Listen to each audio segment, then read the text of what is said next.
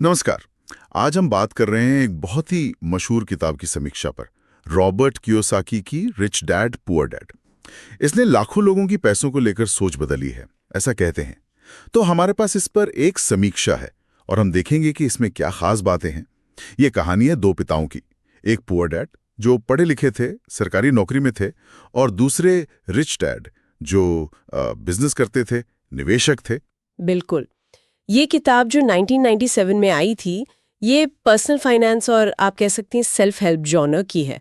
और इसका मेन मकसद है लोगों को पैसों के बारे में थोड़ा अलग ढंग से सोचना सिखाना, मतलब आर्थिक आज़ादी की तरफ ले जाना।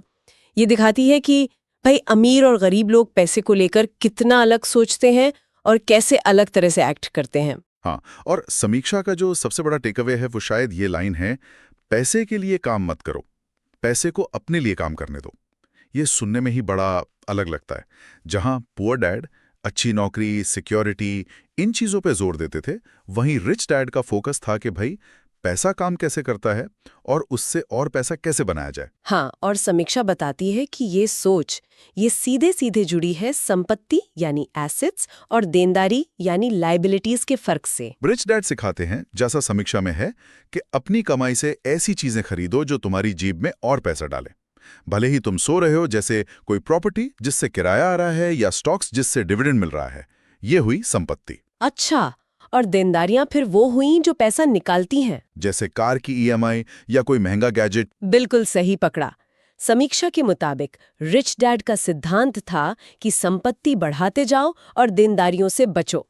यही वो सोच का बुनियादी फर्क है जो अमीर और गरीब की राहें अलग कर देता है, ऐसा समीक्षा का कहना है। ठीक है, तो ये संपत्ति और देनदारी वाली बात तो समझ आती है, पर समीक्षा एक और बहुत जरूरी मुद्दे पर बात करती है, स्कूलों में फाइनेंशियल एजुकेशन की कमी।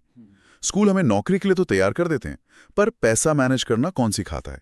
टैक्स, निवेश, ये सब। सही कहा।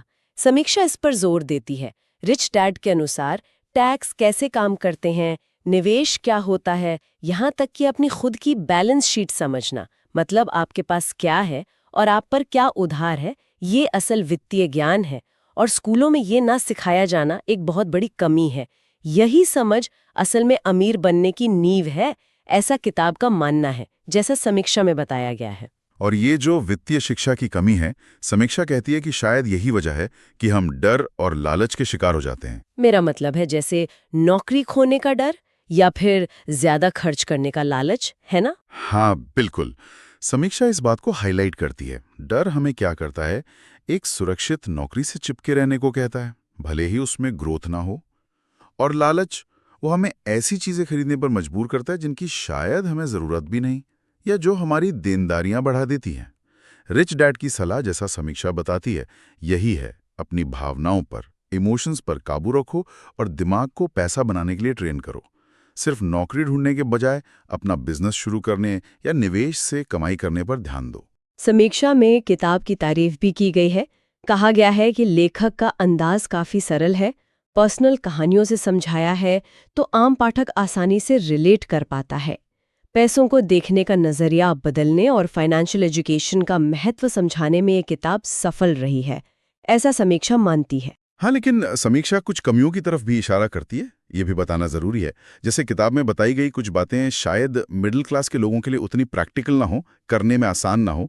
निवेश के बारे में बहुत ज़्यादा टेक्निकल डिटेल्स नहीं है, और जो जोखिम लेने की सलाह है वो शायद सबके लिए ठीक ना हो। तो समीक्षा ये सवाल भी उठाती है कि ये सिद्धांत कितने यूनिवर्सल हैं।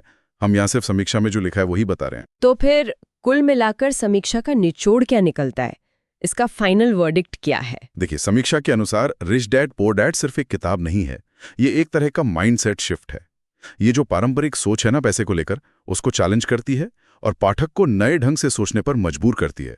समीक्षा ने इसे 5 में से 4.5 स्टार दिए हैं और कहा है कि जो भी सच में आर्थिक रूप से स्वतंत्र होना चाहता है, उसे ये पढ़नी चाहिए। दिलचस्प। मतलब समीक्षा इसे काफी प्रभावशाली मानती है, कमियों के बावजूद। हाँ, बिल्कुल। पर आखिर में एक सवाल मन में आता है और समीक्षा कहीं ना कहीं सोचने पर मजबूर करती है, क्या संपत्ति बनाने के वो तरीके जो किताब में बताए गए हैं, वो आज की इतनी तेजी से बदलती इकोनॉमी में भी उतने ही रेलेवेंट हैं? या फिर आज आर्थिक स्वतंत्रता पाने के लिए हमें कुछ नए, कुछ और विकसित तरीकों की जरूरत है? ये एक सोचने वाली बात है ना।